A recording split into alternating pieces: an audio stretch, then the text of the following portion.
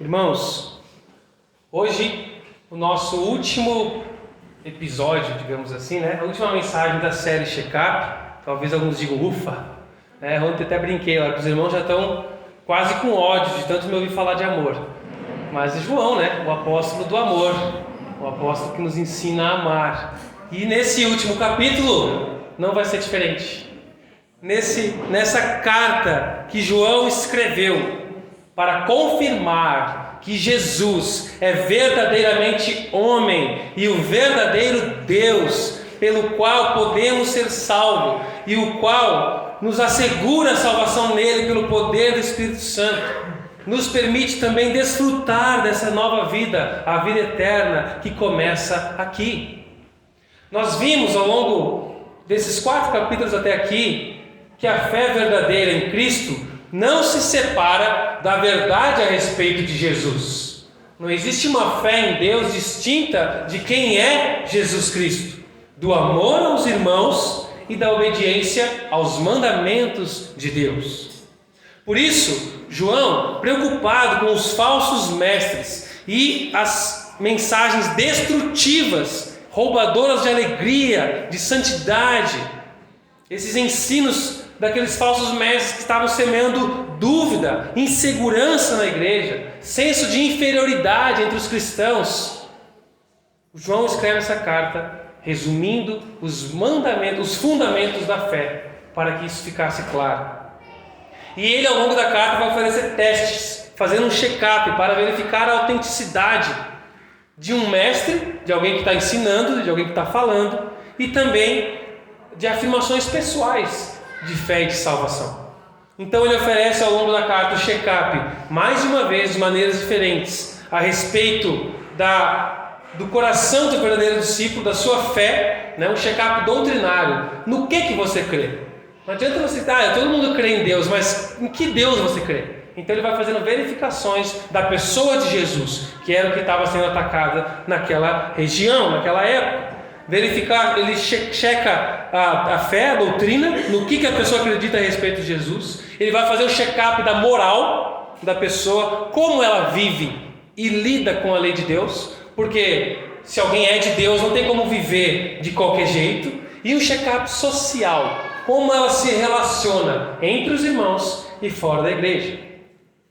Ninguém pode afirmar que é de Deus, que possui autoridade concedida por Deus para essa vida, se não passar por esses check-ups, dessas verificações. Não é de 3, não é assim, tem que ter a maioria, tem que ter 1, 2, 2,5.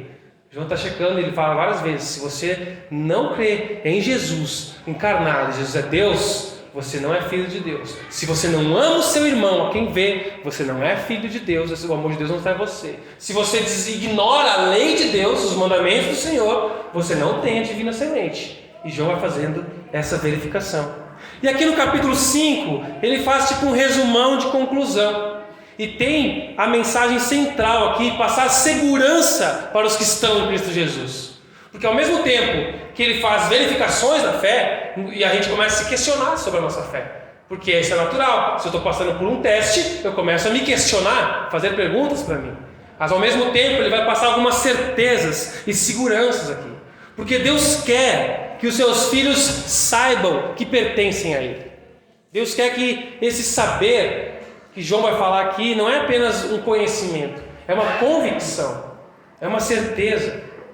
Saber é uma palavra que João vai destacar aqui nesse último capítulo. Vai falar várias vezes. Não apenas nesse conhecimento, mas uma convicção proveniente da fé e do Espírito Santo em nós. E a nossa vida ela não deve ser levada de maneira insegura, porque insegurança traz medo, insegurança traz caos, insegurança traz instabilidade, insegurança traz brigas, ansiedades, doenças. E por isso, Jesus quer que vivamos sobre certezas, que a gente construa a nossa vida sobre certezas e convicções. Vamos olhar para esse último capítulo e destacar aqui algumas convicções da vida com Jesus. Eu não tenho slides para ajudar você, um recurso visual, então concentre-se, anote, se você tem caneta, anota no seu celular, bota no modo avião para não ser distraído pelas notificações, anote isso, é bom, isso te ajuda a memorizar. A primeira certeza, versículo 1 ao 5, 1 João, capítulo 5, versículo 1, a primeira certeza é que aquele que é de Deus pertence à família de Deus.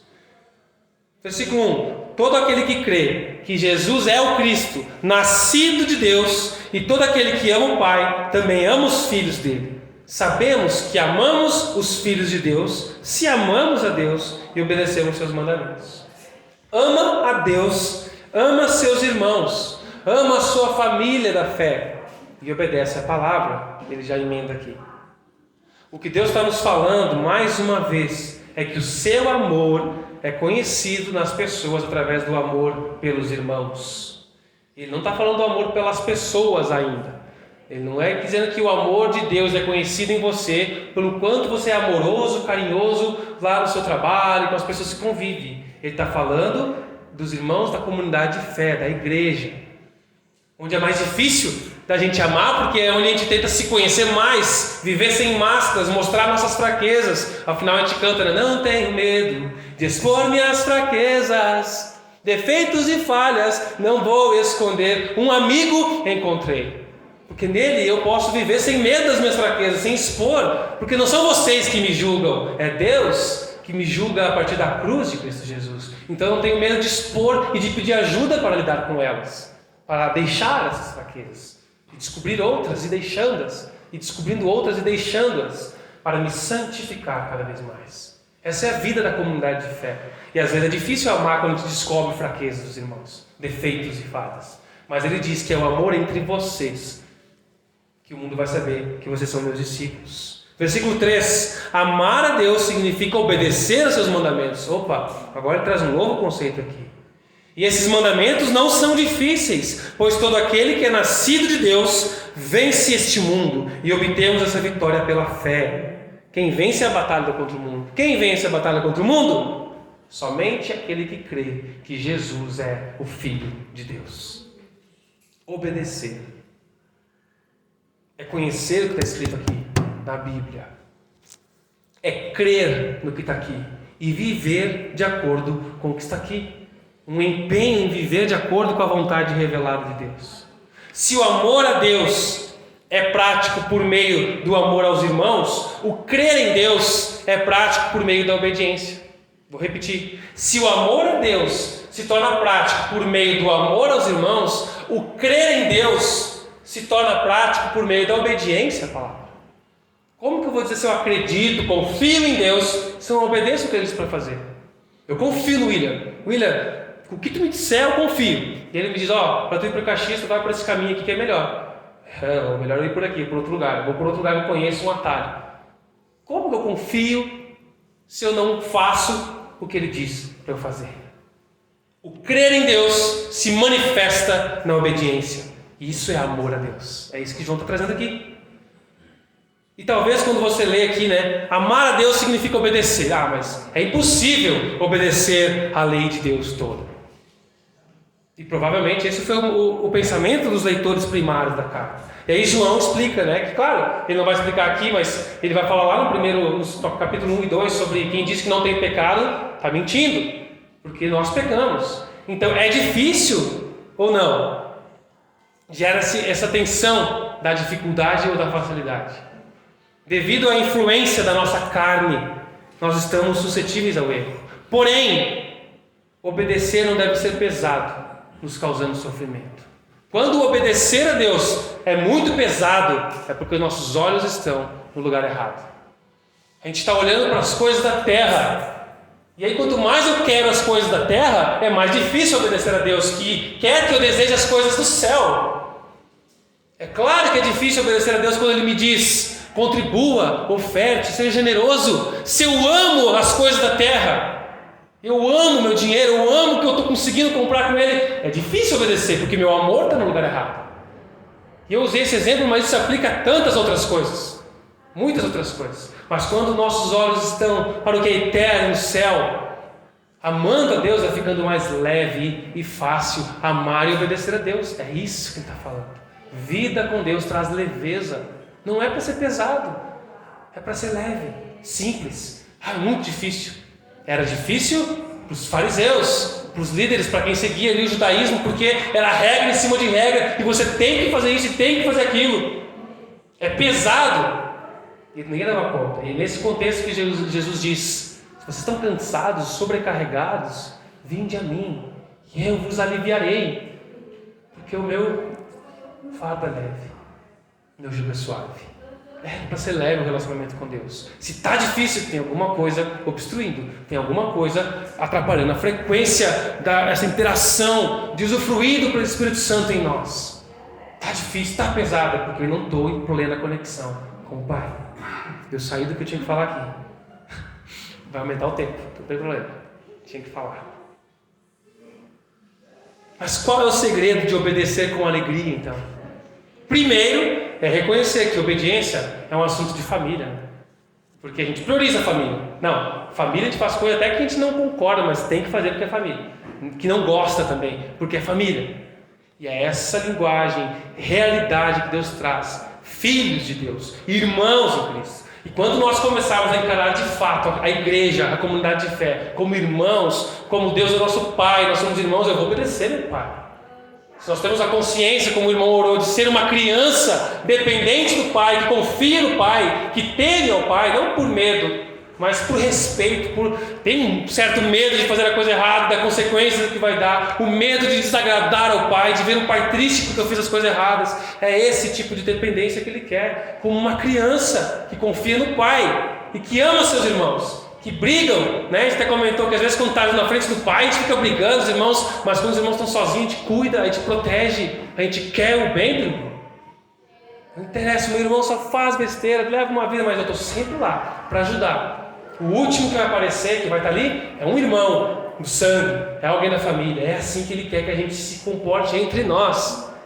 Porque a igreja, tem vários aqui, vai estar sempre alguém do lado ali, precisando. Vou estar aqui, não vou virar as costas para o meu irmão. Ele é meu irmão. A gente só está ligado na certidão, no sobrenome. Mas aqui, João está falando do sangue, da divina semente em nós. É o teu irmão que está sentado do teu lado, na tua frente e atrás. Mas como que eu vou desenvolver uma intimidade com ele? Convivendo com ele, chamando a minha mesa, indo à mesa dele, à churrasqueira dele, a panquequeira dele, a garrafa de café dele, convivendo juntos, como comunidade de fé, como família. Isso é família, simples e bíblica. Não tinha planejado isso. Nosso Pai é amoroso, cuidadoso, e nos chama a cuidar dos nossos irmãos e obedecer à vontade dele, porque essa é melhor para nós. Deus ama-nos. Quem ama a Deus? Quem ama a Deus? Quem é que ama a Deus? Pense, você precisa responder. Quem ama a Deus? Você ama a Deus? Você ama o Deus da Bíblia, que se revela aqui, ou o Deus que você criou nos seus devaneios e áudios e podcasts diversos e recortes de pregação na internet, e você vai criando uma imagem pelo que você acha e como deve ser e que é melhor, e você cria um Deus na sua cabeça e adora esse Deus criado que é um ídolo, mas você não se debruça sobre a revelação que Ele deixou para se mostrar quem Ele é. Quem? Se você ama, você vai declarar que ama, mas também vai dedicar tempo para aquilo que ama. Quem ama cavalos, quer trabalhar com cavalos, andar de cavalo, criar cavalo. Quem ama empreender, quer estar no meio de negócios, empresas. Quem ama crianças, ensinar, estar no meio de crianças, busca isso, busca se aperfeiçoar naquilo, busca compreender aquele ambiente, busca se entregar naquilo que ama. Se você ama a Deus, você vai buscar conviver com as coisas de Deus, conhecer mais a Deus, servir a esse Deus, trabalhar para esse Deus, porque eu amo, eu quero estar mais ali, eu quero fazer mais, eu quero que o mundo conheça meu Pai maravilhoso, então eu vou trabalhar para Ele, para que o reino dele se expanda, para que a igreja se fortaleça, para que o melhor seja feito aqui, para a glória do meu Pai. Falei quase igual aquele meu Pai, né? é o teu Pai, a glória dele. Aquilo que você ama, o objeto do seu amor, você se dedica. Onde está o amor do teu Pai? Para onde você está direcionando esse amor ao teu Pai? Teu recurso, e eu não estou falando só de dinheiro, teu recurso de vida, teu tempo, tua energia, no que tu empreende as coisas? Quem ama a Deus vai amar, conhecer a Ele, se relacionar com Ele, conhecer a lei dEle, e é o amor que vai tornar leve os mandamentos de Deus. Pois quem ama a Deus, seus mandamentos não são penosos, diz o versículo 5. E é pela fé em Jesus Cristo, por fé, que nós recebemos poder para vencer as forças hostis desse mundo, que nos impedem muitas vezes de viver na obediência. Somos tentados, vamos passar por lutas, perseguições, derrotas algumas, mas na força que Ele nos dá, por meio do Espírito Santo que Ele coloca em nós, nós podemos avançar e vamos perseverar até o fim. É isso que Ele vai nos dar, essa garantia. Aquele que é de Deus, ama a Deus, ama a sua família, pois tem certeza que faz parte dela. Eu faço parte da família de Deus. Essa certeza que João está passando, você tem família em Deus, aquele que crê. E aquele que é de Deus tem certeza que Jesus é de Deus. Versículo 6 em diante vai dizer: Jesus foi revelado por meio do seu batismo na água e pelo derramamento do seu sangue, não só por meio da água, mas pela água e pelo sangue, e o Espírito, que é a verdade, o confirma com o seu testemunho. Temos, portanto, 3 testemunhas: o Espírito, a água e o sangue, e os 3 concordam entre si. Esse texto parece um pouco confuso. A gente fica assim: o que é isso? Água e sangue, e o Espírito, e a água e o sangue de novo. João constrói um argumento aqui com base em 3 testemunhas, com base no princípio do mundo antigo, de que era necessário pelo menos 2 ou 3 testemunhas para tornar algo um testemunho válido, verdadeiro. Se tivesse 2 ou 3 testemunhas que validassem aquele testemunho, ele era considerado verdadeiro e a questão poderia ser resolvida. E com base nisso, ele se refere ao batismo de Jesus. A água se refere ao batismo de Jesus. E o sangue, à sua crucificação. Como assim? João Batista, primo de Jesus, recebeu a orientação de Deus. Está lá em João, no Evangelho de João, capítulo 1. Ele recebeu a orientação de Deus de que ele conheceria, de que o Messias seria revelado, porque pela vinda do Espírito Santo sobre ele no batismo. João recebeu isso de Deus antes, e quando Jesus foi batizado, o Espírito Santo veio em forma de pomba sobre ele. Ouviu-se voz do céu que disse: este é o meu Filho amado, em quem me comprazo, em quem tenho prazer. E isso foi uma confirmação de quem era Jesus, um testemunho do Espírito Santo por meio da água do batismo. E depois, na crucificação, o sangue foi derramado no céu, na cruz. E o céu se escureceu, houve temor na terra, o véu se rasgou. Esse episódio foi mais um testemunho da divindade de Jesus. A água e o sangue, portanto, meus irmãos, se referem a 2 eventos históricos na vida de Jesus que dão testemunho da sua encarnação e da sua divindade. É isso que ele está falando aqui. E isso constitui-se em testemunhos externos, diretos, objetivos, de quem é Jesus. Água e sangue estão unidos em um mesmo testemunho, de que Jesus Cristo, desde a encarnação, é o mesmo, até hoje, para sempre, o nosso Deus, Deus Filho. Além desse testemunho histórico do batismo e da crucificação, há outro ainda, o do Espírito Santo. João, no início, ele deu ênfase no testemunho apostólico, naquilo que nós vimos, naquilo que nós testificamos. Sigam, creiam naquilo que nós estamos falando para vocês. Agora ele dá ênfase no testemunho do Espírito Santo, porque por mais que a gente explique, que a gente fale, que a gente desenhe, que a gente fale de todas as formas, em todos os idiomas, o Espírito Santo é que vai confirmar no coração daquela pessoa o testemunho de Jesus, que ele é homem e Deus, homem que recebeu o nosso pecado, que foi morto, e Deus que ressuscitou e que nos dá nova vida. Esse testemunho, essa confirmação é o Espírito Santo que dá à pessoa. E é isso que ele está falando. Versículo 9: nós cremos em um testemunho humano, e certamente podemos crer no testemunho de Deus, que tem ainda mais valor. E Deus dá testemunho acerca do seu Filho. Quem crê no Filho de Deus sabe em seu coração que esse testemunho é verdadeiro. Quem não crê no Filho de Deus, nisso, na realidade chama Deus de mentiroso, porque não crê no testemunho que Deus dá acerca do seu Filho. Ele está falando isso porque aqueles falsos profetas estavam diminuindo Jesus. Jesus não era Deus. Ele recebeu o Espírito no batismo e o Espírito saiu um pouco antes da crucificação porque ele não ia morrer. Então esses falsos profetas estavam deturpando Jesus. E João está reforçando de que não, que esse é Jesus, o Deus encarnado, homem, que levou nossa culpa e nos deu a justiça dele.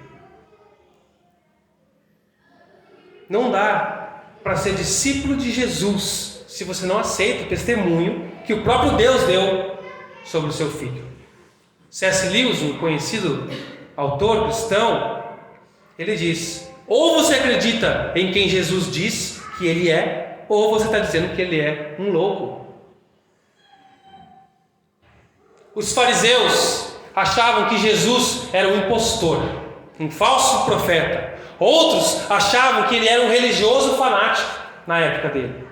Os gnósticos, aqui nesse proto-gnosticismo que estava nascendo, diziam que Jesus era um homem, que o Espírito Santo veio sobre ele no batismo, como eu falei, e que ele deixou o corpo antes da morte de Jesus. O arianismo, desenvolvido por Ário, dizia que Jesus ele foi uma criação de Deus, a primeira criação de Deus, o primeiro ser criado. Os testemunhos de Jeová até hoje dizem que Jesus não é igual a Deus, ele é um semideus. Os espíritas vão dizer que Jesus foi um mestre com um karma muito elevado. Os muçulmanos vão dizer que Jesus foi um profeta, preparando o caminho para Maomé, preparar o caminho para lá. Mas para você, quem é Jesus para você? Quem é Jesus na sua vida? Quem é Jesus na sua segunda-feira? Quem é Jesus na sua vida? O verdadeiro discípulo de Jesus tem certeza que Jesus é Deus. Essa é uma certeza que Ele está nos garantindo aqui. E o verdadeiro discípulo de Jesus, João quer nos passar essa segurança a partir do versículo 11, tem certeza da vida eterna. Esse é o testemunho. Deus nos deu a vida eterna e essa vida está em seu Filho. Quem tem o Filho tem a vida. Quem não tem o Filho de Deus não tem a vida. Vemos aqui com toda certeza, primeiro, a gratuidade da vida eterna, em oposição a esse conceito que estava nascendo do gnosticismo, que você tinha que buscar pelo seu esforço, num conhecimento, numa revelação extra, então você teria algo da parte do ser divino de Deus. Então criava essas categorias de cristãos inferiores, cristãos superiores. Nem era cristão, era outro nome já, porque não era de Cristo. Mas aqui nós vemos que Deus nos dá gratuitamente a vida eterna, e que essa vida eterna começa a ser experimentada agora. Existe na vida eterna um aspecto futuro dessa vida, onde não haverá mais dor, onde não haverá mais pranto, onde a presença do pecado não mais nos influenciará. Mas há também um aspecto presente dessa vida eterna, que João confirma aqui, porque ele já nos deu, e nós podemos começar a usufruir. Nós temos visto isso desde o início da carta, que o propósito dele é que os cristãos comecem a desfrutar da vida em Jesus, da alegria do Espírito Santo em nós e da segurança na esperança do que há de vir. E quando ele fala que ter o Filho significa conhecer a Cristo, confessar a Jesus, ter comunhão com Ele, permanecer nele, tudo aquilo que ele desenvolveu ao longo da carta, permanecer, o ter comunhão, o confessar é ter o Filho. É uma outra forma de João dizer o que significa crer em Jesus. Ter a Cristo é ter vida eterna. Os que não creem nele, não têm. A vida plena, a vida que satisfaz, vida que nos conduz aos plenos e satisfatórios propósitos de Deus, vida sem medo, vida sem angústia, vida sem aquela angústia desnecessária, porque passaremos por algumas necessárias para o desenvolvimento do nosso caráter em Jesus, mas a salvação da nossa alma, a vida eterna está em Jesus Cristo e não pode ser encontrada em nenhum outro lugar. Atos capítulo 4, versículo 12 nos diz: não há salvação em nenhum outro nome pelo qual importa que sejamos salvos. 1 Timóteo capítulo 2, versículo 5 afirma que há um só mediador entre Deus e os homens, Jesus Cristo. Versículo 13: escrevi essas coisas para que vocês que creem, não é para que creiam, mas para que aqueles que creem. Escrevi essas coisas para que vocês que creem no nome do Filho de Deus saibam que têm a vida eterna. Enquanto aqueles ensinos novos dos falsos mestres estavam lançando dúvida, dando um senso de inferioridade, medo naqueles cristãos, insegurança, João, pelo poder do Espírito Santo, registra aqui para assegurar que quem confia na obra de Deus pode ter certeza da vida eterna.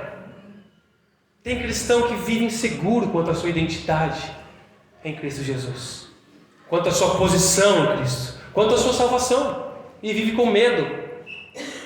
João está falando mais uma vez nessa carta, para que aqueles que creem em Jesus tenham a vida eterna. E agora precisam aprender a usufruir dela, a desfrutar dela como verdadeiros discípulos. Aquele que é de Deus tem certeza da vida eterna. Quantas certezas já foram? Certeza que é da família de Deus, certeza de que Jesus é Deus, tem certeza da vida eterna. E aquele que é de Deus tem certeza que Deus responde às nossas orações. Versículo 14 e 15: estamos certos de que Ele nos ouve sempre que lhe pedimos algo conforme a sua vontade.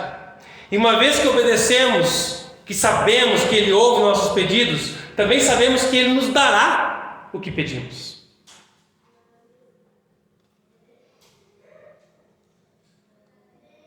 No contexto anterior a esses versículos, o assunto principal é de obediência à vontade de Deus. O que João está dizendo aqui é que sempre que precisamos de ajuda para obedecer a Deus, podemos pedir em oração. Especialmente para obedecer a Deus. Se você está com dificuldade para obedecer a Deus, e essa é a vontade dele, peça ajuda em oração para obedecer a Deus, e Ele ajudará, não negará. É por isso que Ele colocou ali: quem ora para pedir conforme a vontade de Deus, então essa oração será respondida, pois queremos fazer a vontade dele. Nós não sabemos de fato o que é melhor para nós. Nossos planos são cheios de falhas, lacunas.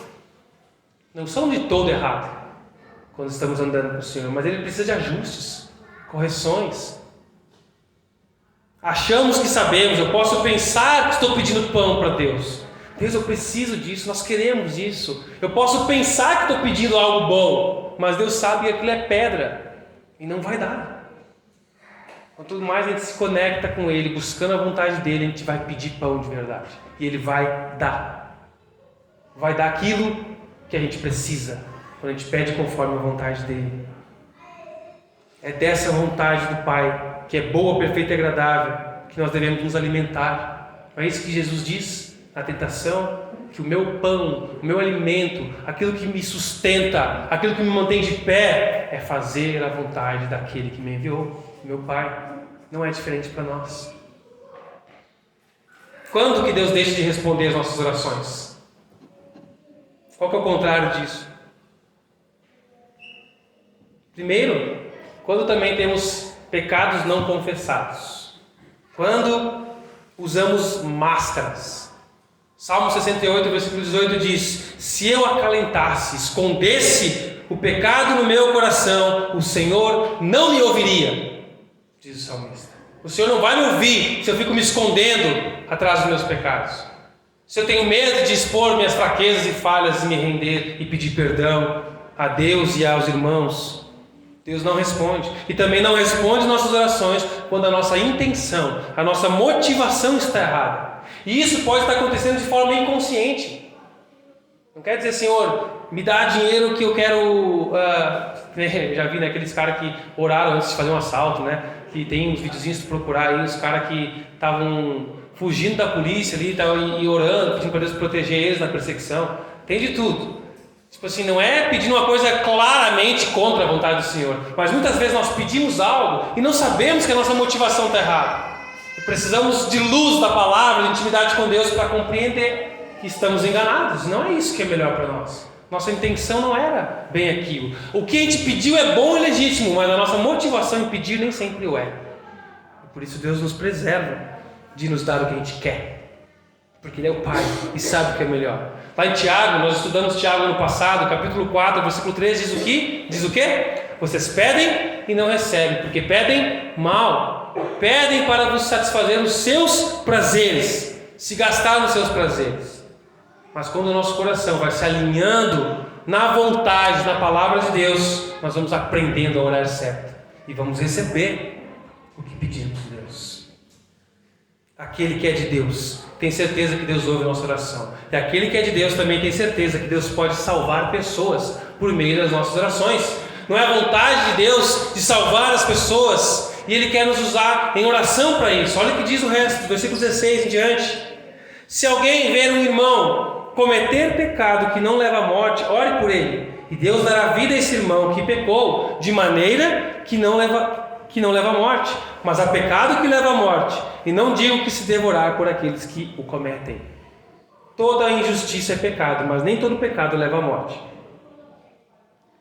Aqui João dá mais uma complicada, parece assim, criando algum mistério aqui, mas ele acabou de falar sobre eficácia de oração, sobre obediência, amar a Deus, pedir conforme a vontade de Deus, e agora está falando sobre um exemplo desse seu ensino, de que nós devemos orar por nossos irmãos que caem em pecado.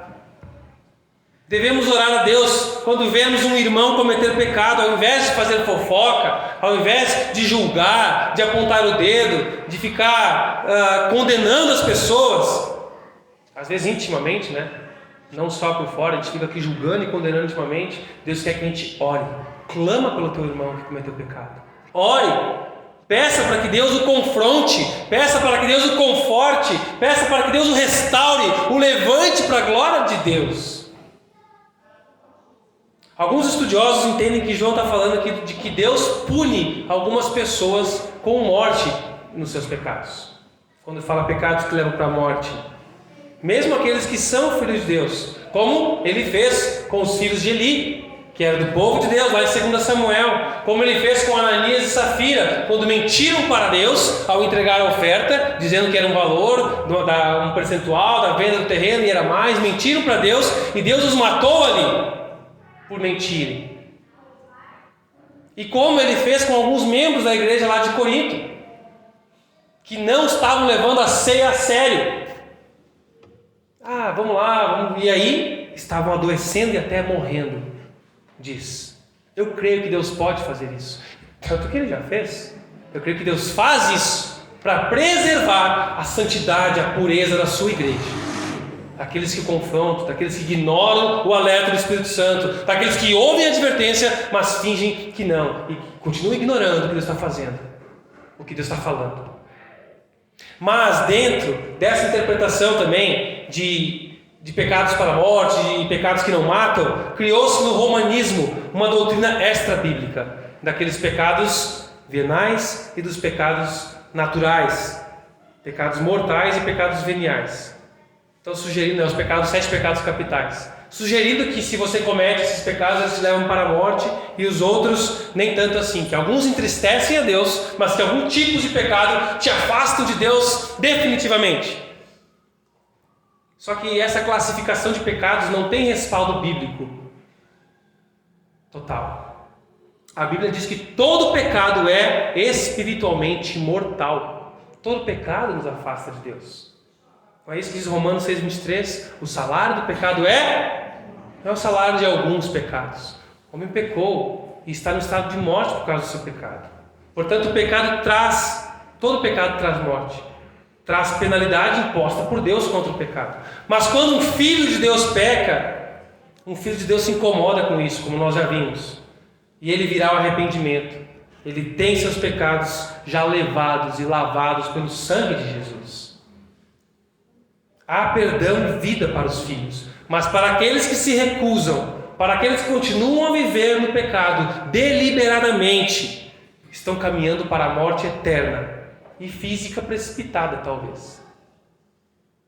Por isso que eu entendo e creio que dentro desse contexto que João está trazendo ao longo de toda a carta, o pecado para a morte que ele fala aqui é o abandono, a rejeição deliberada da pessoa de Jesus, o abandono da fé em Jesus, a apostasia daqueles que conheceram a verdade, ouviram as doutrinas claras a respeito de Jesus, caminharam ali, usufruíram, viram bênçãos, viram milagres, usufruíram da comunhão, mas rejeitam claramente Jesus. Eu não quero esse Jesus que já me foi explicado, eu abandono isso, eu agora até vivo contrário a isso, anuncio, fujo desse Jesus que ele é falso, eu tenho um outro melhor.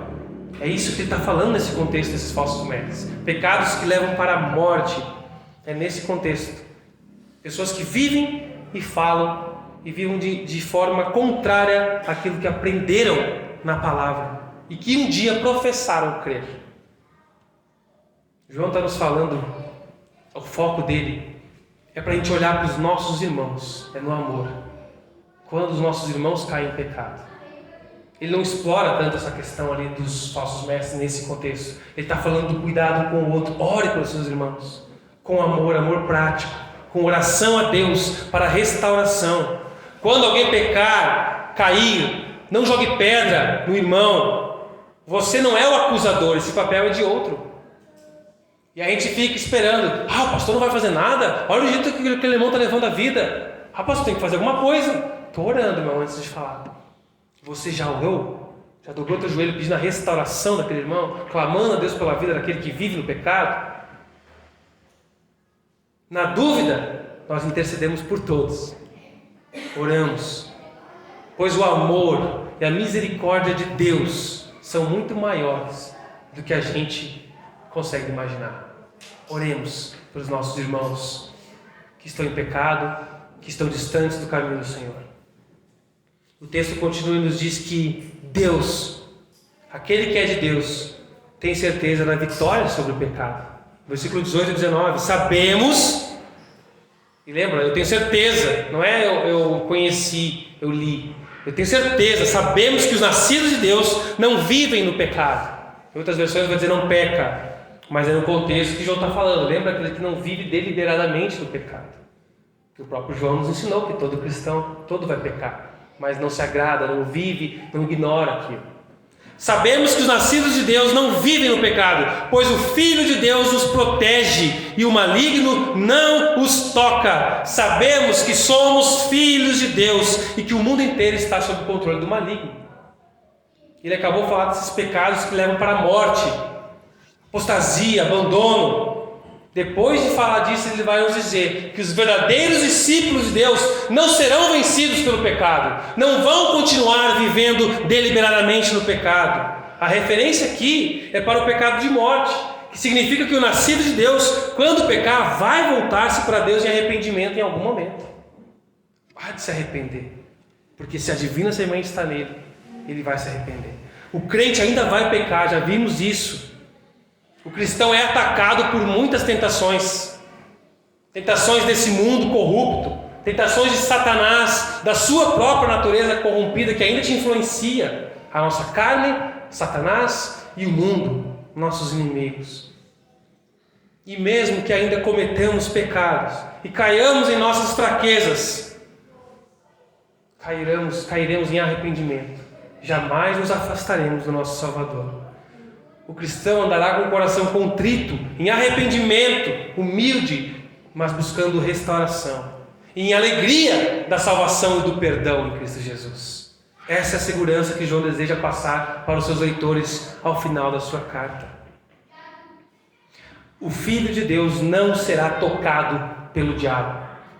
E tocar aqui, talvez a palavra tocar não transmita todo o significado dessa palavra.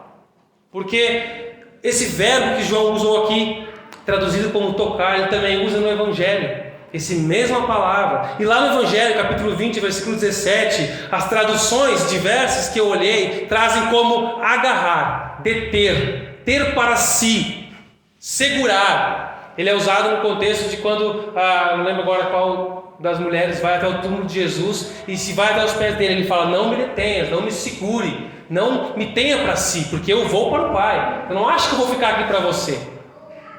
Assim, fisicamente, como eu estive nesses dias.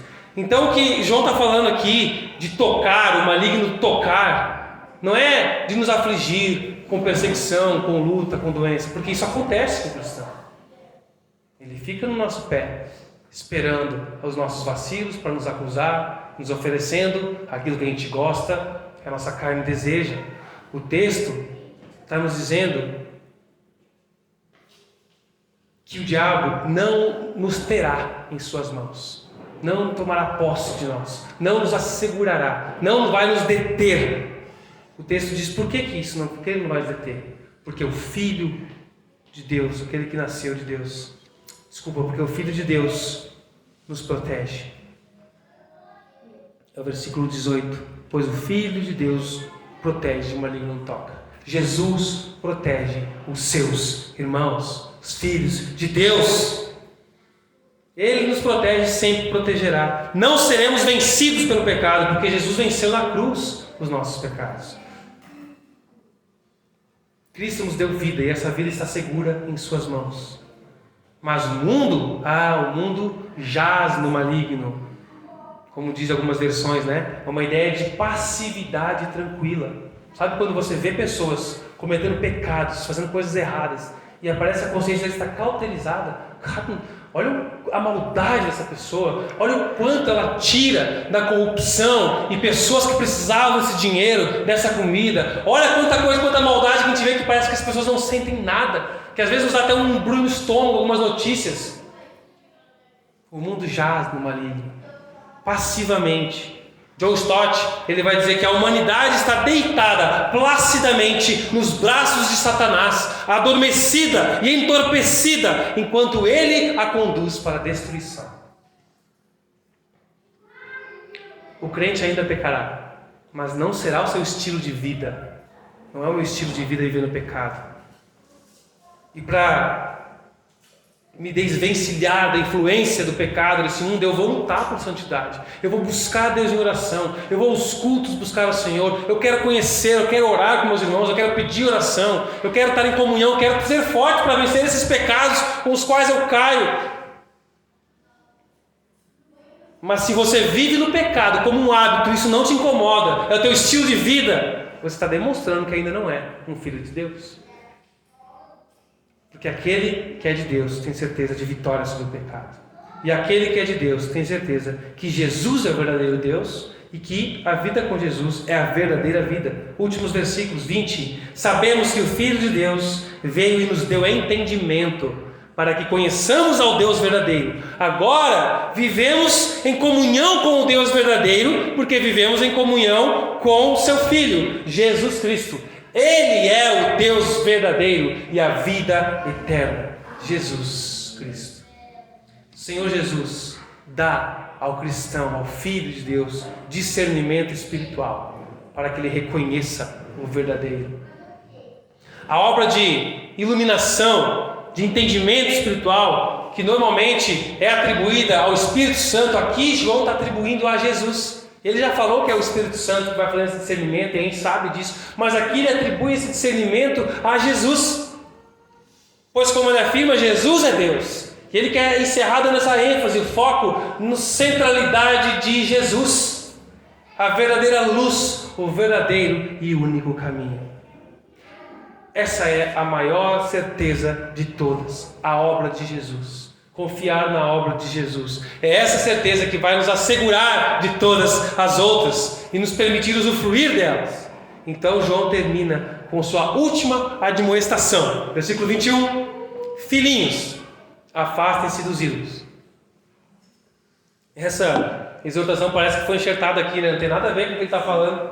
João do nada, parece aquele cara que abraça, fala um monte de coisa legal, mas no final tem que dar mais uma chamada assim, né? O pai, né? O filho assim, abraça, fala tudo que é legal, mas, filhinhos, afastem-se dos ídolos. Na cultura grega em que João vivia, qualquer envolvimento moral com o mundo acabaria levando à idolatria externa, porque era cheio de ídolos para todas aquelas coisas. Então qualquer festa, qualquer evento, qualquer socialzinha que tivesse, teria um ídolo com comida oferecida para ele, teria uma coisa assim. Hoje não há mais tanto assim, né? O povo não se curva diante de estátuas, entre aspas. Mas não há essa idolatria, essa crença dos diversos deuses. Hoje as pessoas não adoram a Zeus, a Afrodite, a Ártemis, a Apolo. Mas as pessoas estão aderindo a falsas ideias sobre Deus, falsas concepções sobre Jesus, o que Ele veio fazer, o que Ele quer te dar. E no final acabam adorando a um Deus criado, não o Deus verdadeiro revelado na Bíblia. E isso é idolatria. Você criou um Deus, está chamando Ele de Jesus, mas não é o Jesus da Bíblia. Não é isso que eu quero para você. Afastem-se dos ídolos, fiquem ligados. Tem muita imitação artificial, tem muita coisa para te enganar, muita coisa falsa usando as letrinhas de Yeshua, de Jesus. Fuja disso, vocês têm o verdadeiro. Não sofram no engano. Uma última chamada. E como aplicar essas certezas à nossa vida? Eu queria convidar você a refletir na sua vida. Você e o Espírito de Deus que está aqui agindo em nossos corações. Analise sua vida. Você tem buscado obedecer à lei de Deus com alegria? Que lei? Pois é, que lei? Será que nós temos buscado conhecer a lei de Deus para obedecê-la? Os mandamentos, a lei de Deus tem se tornado prazeroso para você? O Salmo 119 é o maior salmo da Bíblia. E desse salmo todo, apenas 2 versículos não vão falar sobre o amor à palavra de Deus. E ele usa diversas palavras ali. Os preceitos, o mandamento, a lei do Senhor, a vontade do Senhor. Ele vai falando daquele que se deleita, daquele que gosta, daquilo que é bom. Ele vai orando e pedindo, desejando mais prazer pela lei do Senhor, porque é por meio da lei, e quando eu digo lei, eu digo a Bíblia, o Novo e o Antigo Testamento, que revela a Deus, que nós possamos conhecer a Deus, nos debruçar aqui, para que o Espírito Santo vá nos enchendo de Deus, para nós conhecermos e buscarmos a Ele. Portanto, oremos para que Deus nos dê deleite, prazer, alegria em sermos santos, justos, em conhecer Ele pela palavra. Que a nossa santidade não seja algo moralista. Eu sou santão, eu não erro, eu não faço nada, eu sou super verdadeiro. Mas que a nossa santidade seja uma expressão de amor e gratidão a Deus. A um Deus que nos salvou, que nos ama, que quer nos ver mais e mais parecidos com Cristo Jesus. Segundo, você se alegra na certeza da vida eterna. Você tem experimentado o poder de restauração quando você peca e a alegria da vida em Cristo? Onde está a sua segurança de salvação? Onde está a tua segurança da salvação? Em você mesmo? No seu potencial? No quanto você tem feito para Deus? Na sua performance de cristão? Onde está a tua segurança de salvação? Nas promessas de Deus? Você acredita que Deus realmente te ouve quando você ora? Isso tem te levado a orar? Deus me ouve, eu vou orar, Ele me ouve, eu vou pedir, eu vou falar com Ele. Eu quero buscar mais a Ele, a vontade dEle, e colocar as minhas diante dEle. Qual tem sido a sua atitude para com os irmãos que caem em pecado? Você tem orado para que Deus o restaure? Você confia que o Senhor fará isso, pode restaurar aquele que um dia esteve junto na comunhão com o Senhor? Ou você tem apenas mencionado essas pessoas em suas conversas, às vezes até com um espírito condenatório e crítico? Quantas vezes essa semana você orou por alguém que está longe de Deus? Por alguém que tem vivido no pecado? Seja honesto com Deus e com você mesmo. Feche seus olhos. Responda essas perguntas para você e para Deus. Se você estiver pecando, Ele está de braços abertos para ouvir o seu clamor, a sua confissão, para te restaurar, para te levantar e te dar uma nova vida de poder na presença dEle.